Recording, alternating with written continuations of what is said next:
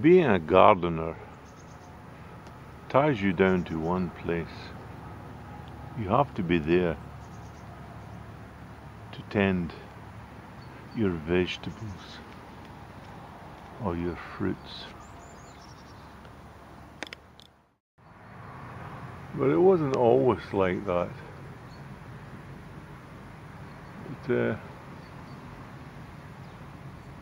We used to travel all over the place. We used to be hunter-gatherers, picking up berries just from nature.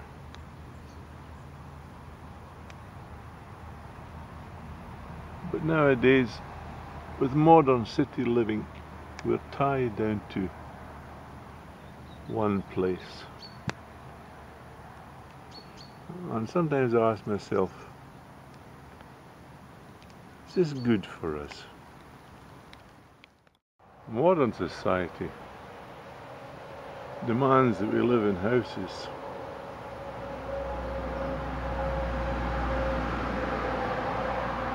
And I suppose that very, very few of us would be able to walk about in the country and look for food and actually get it. So I suppose that's why gardening is good, because you're close to your source of food. But also you have to ask yourself, are we losing out by not walking around, travelling, having a nomadic existence?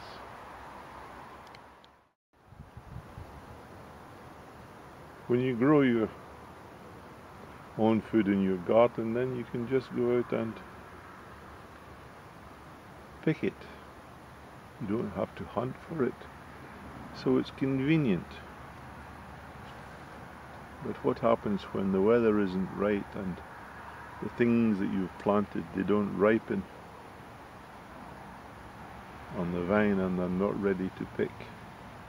What do you do then? You pick the stuff that's ripe and eat it, and perhaps try and store or preserve the things that are not ripe.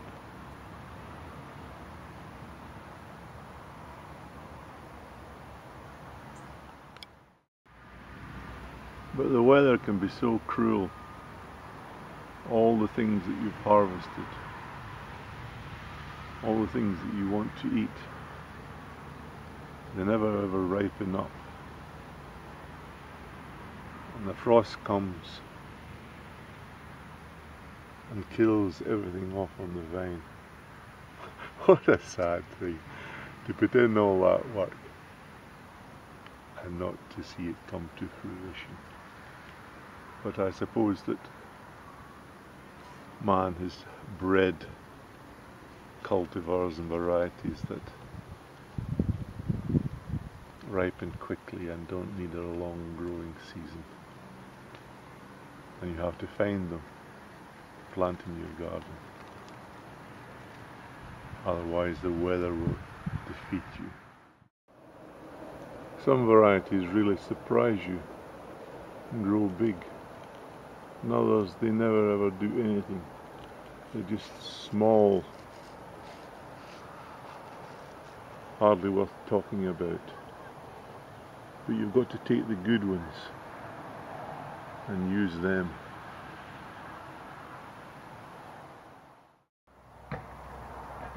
Sometimes you get a harvest that is just so bountiful that you don't know what to do with it.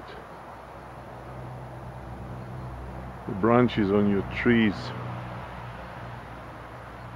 just are weighed down by the bounty of everything. They could snap and break quite easily. What do you do when you've just got so many apples? You don't know what to do with them.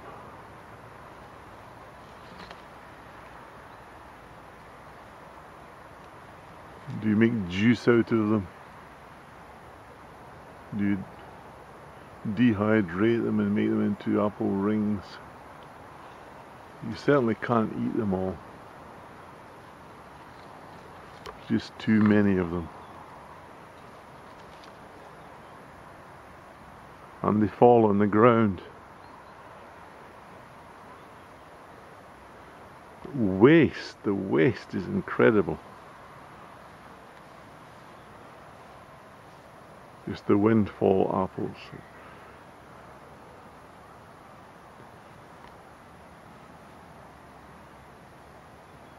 Some ripen faster than others. Some taste good. There's insect damage. Wasps get them. You're just continually fighting.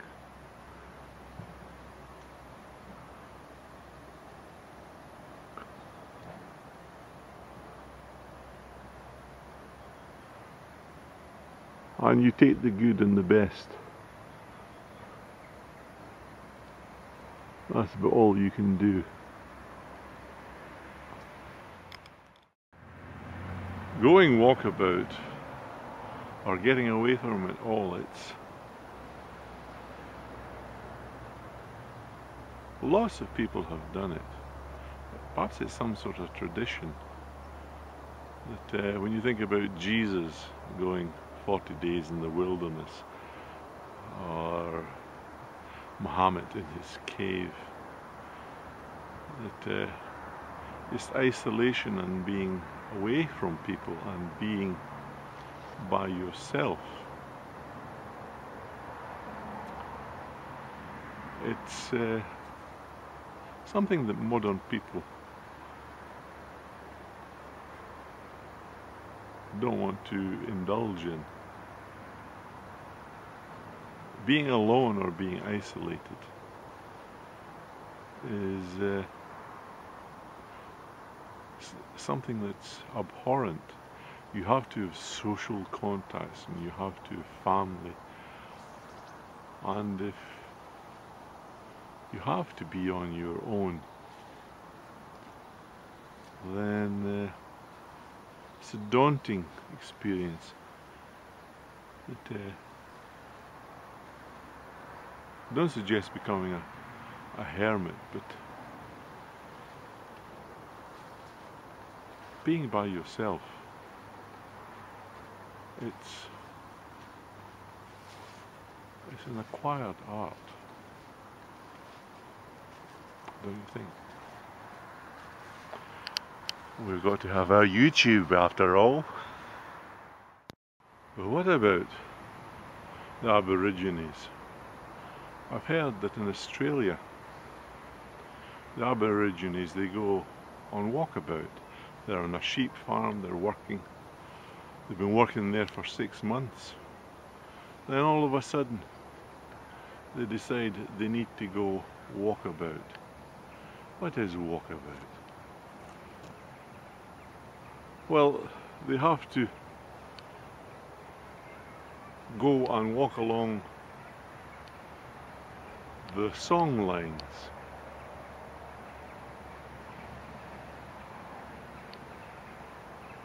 They strip off all their clothes, drop every tool that they have in their hands, and just start walking.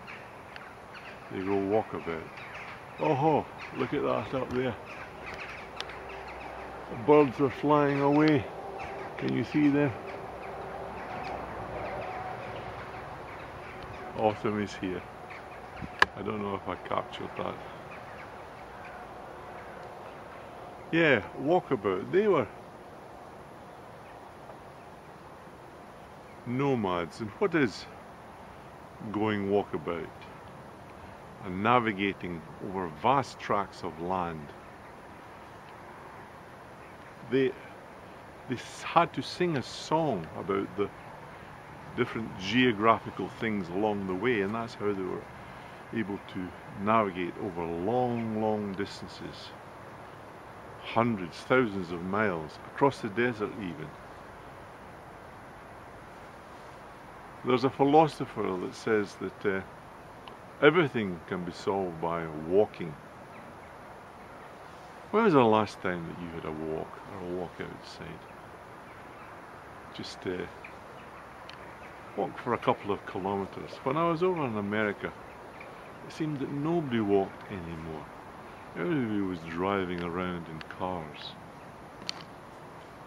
Walking is becoming a lost skill, I think.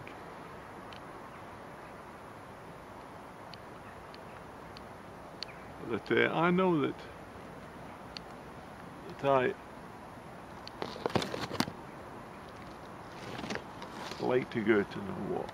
If I'm feeling down, for example, or not feeling all that good, then sometimes being out in the open air and walking about, it sort of clears your mind, helps you to focus more.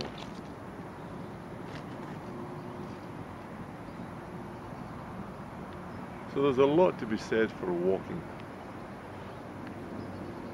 And these Aborigines, they believed that walking along the songlines, they had to sing the songs because it kept the land alive. I think that's a beautiful idea, that when you're walking and singing a song, you're keeping the land alive. There's just so much that goes wrong.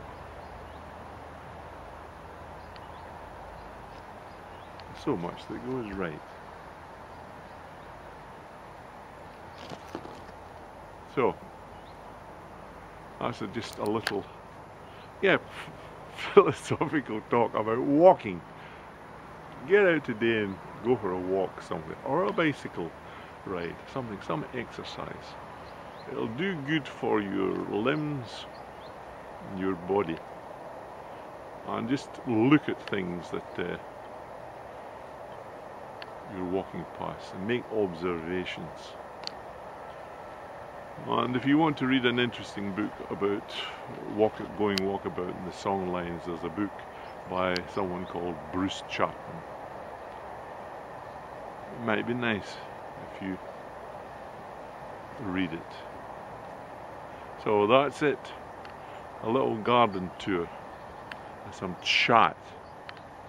Bye for now.